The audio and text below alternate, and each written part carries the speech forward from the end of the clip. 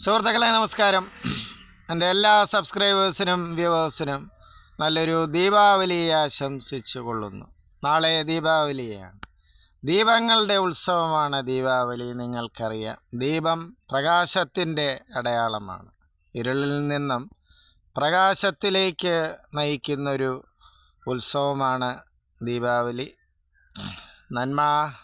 തിന്മകളുടെ സംഘട്ടനത്തിൽ നന്മയുടെ വിജയം കുറിക്കുന്ന ഒരു ഉത്സവമാണ് ദീപാവലി. അപ്പോൾ ദീപാവലി വിജയത്തിൻ്റെ ഉത്സവമാണ്. അതേസമയം തന്നെ നമ്മുടെ ശബരിമലയിലെ വിദ്വാൻ ഉണ്ണികൃഷ്ണൻ പോറ്റി അകത്തായിരിക്കുന്നു.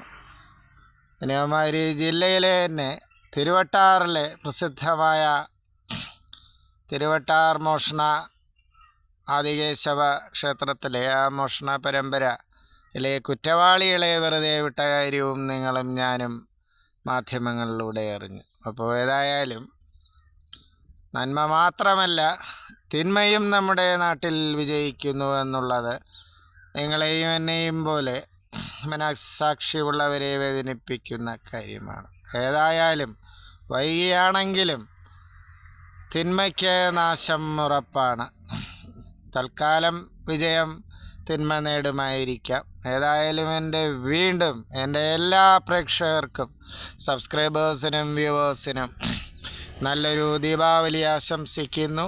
നിങ്ങൾക്കും നിങ്ങളുടെ കുടുംബാംഗങ്ങൾക്കുമൊക്കെ നന്മയും ഐശ്വര്യവും വരട്ടെ.